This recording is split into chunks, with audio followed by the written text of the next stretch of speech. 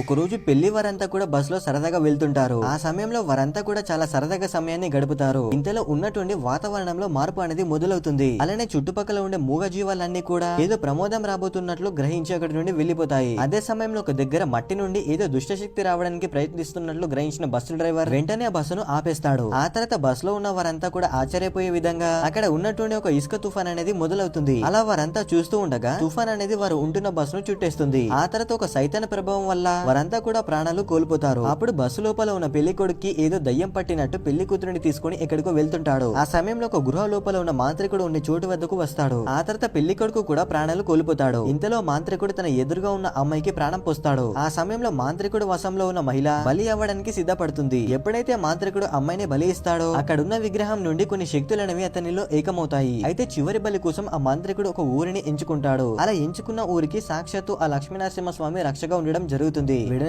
Like చేసి next part కోసం comment చేయండి ఫ్రెండ్స్.